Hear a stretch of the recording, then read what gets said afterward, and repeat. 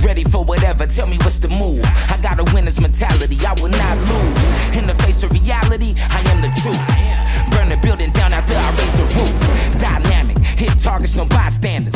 Destroy everything, like a famine. Paint a picture so candid so you understand it. Break your weak links and cause damage. I am the one and beyond. You ain't never seen a man this strong. I am the king of the kingdom. There will never be a reign this long.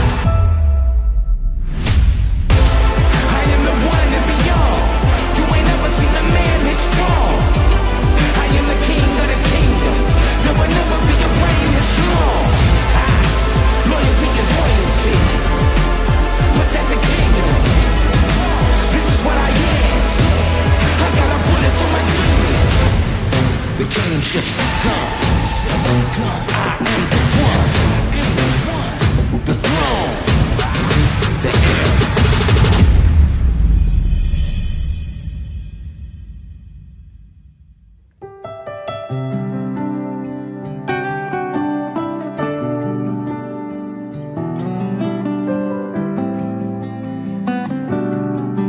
To my one and only Robert Deo.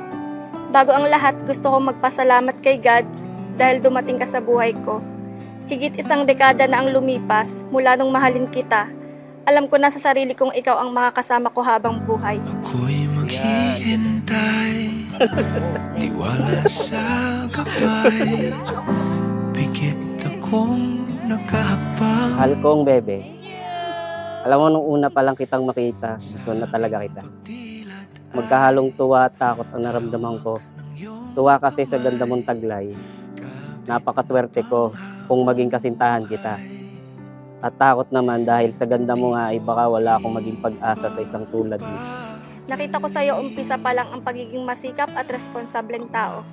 Kahit wala mang yaman o karangyaan, ay grabe mong iparamdam sa akin kung gaano mo ako kamahal. Sa tamang panahon, darating din yun. Ako naman ang pipiliin. Tunay nga pala sa isang relasyon, hindi palaging saya. Dadating kayo sa punto na mapupuno kayo.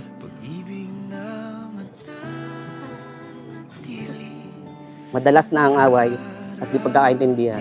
Pero sa kabila ng lahat ng iyon, mas nanaig pa din yung ating pagmamahal. Parati kong sinasabi na mula noon hanggang ngayon, wala pa ring nagbabago sa pagiging ikaw. Walang nagbago sa pagmamahalan natin, bagkus lalong lumalalim at tumitibay.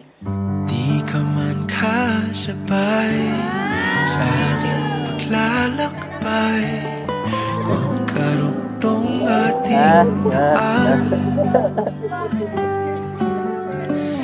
Ang tamang oras ay sa atin ibibigay, magkakaroon din ng Salamat kasi sa dami ng pagkakataon na pwede matapos sa relasyon natin, hindi mo ako sinukuhan. At patuloy natin pinaglaban natin pagmamahal. Kaya umabot tayo dito ngayon sa harap ng ating Panginoon at ng mga mahal natin sa buhay. Sa tamang panahon, darating din iyon. Ako naman ang pipiliin. Kung di man ngayon, darating din iyon. Pag-ibig na mananatili, darating ka rin. At kung di ko man maintindihan, ngayon ang dahilan, ito'y may kahulugan. Ikaw ang kahulugan. Sa wakas, after 11 years, dumating na ang araw na pinakahihintay natin, ang magsumpaan sa harap ng Diyos at maging isa. Sabi ko nga, hindi lahat ng bagay ay minamadali. Unti-unti natin yung tutuparin. Kaya palagi mong tandaan, sa'yo pa lang, buong-buo na ako. Kahit simpleng buhay, basta kasama ka hanggang pagtanda. Wala na akong mahihiling pa. I'm so grateful na meron akong ikaw. Mahal na mahal kita always and forever. Darating ka rin.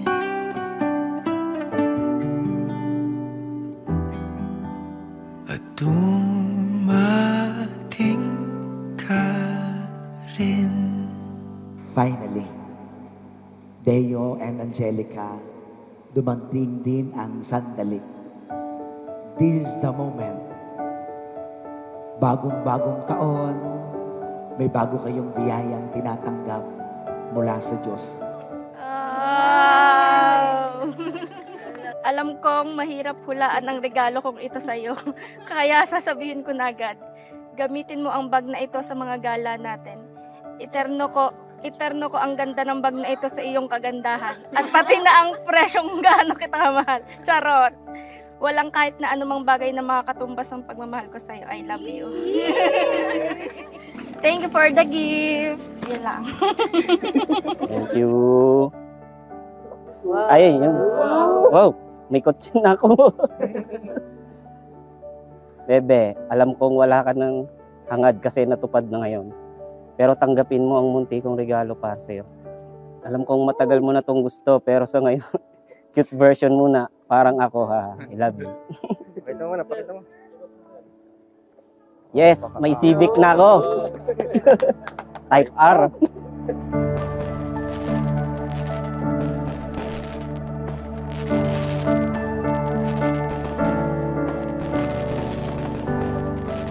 Mama, Papa, thank you kasi dahil kayo ang aking naging magulang, hindi ako nagsisisi na naging magulang ko kayo. Sinuportahan niyo ako hanggang lumaki ako at gayon din yung pagsuporta niyo kay Deo. At lagi kong babaunin yung kung paano kayo nagmahalan. Ganun ko din mamahalin ang aking mapapangasawa. Mahal na mahal ko kayo.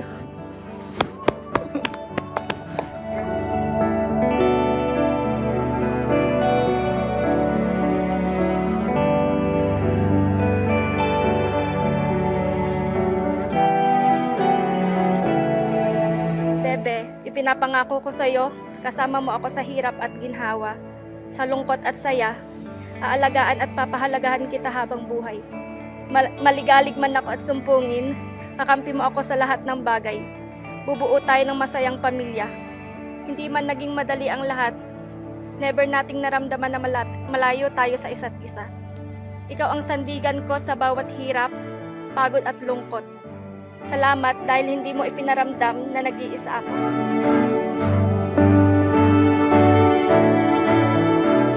Salamat sa 11 taon at ngayon ay magiging habang buhay. Sa panibagong yugto nating buhay, alam kong mas madami pa tayong pagdadaanan ng mga pagsubok at problema. Hindi ko may papangako sa iyo na maayos ko lahat ng mga problema na dadating sa atin. Pero pangako ko sa iyo, nakasama mo ako sa pagharap ng mga problema na haharapin natin. Dahil alam ko basta magkasama tayong dalawa, walang imposible sa atin.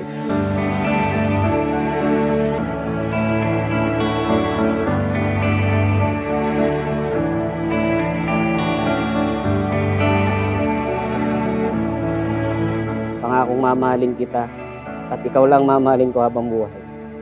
Maging sino ka man, ano man ang naging nakaraan. I love you, Mrs.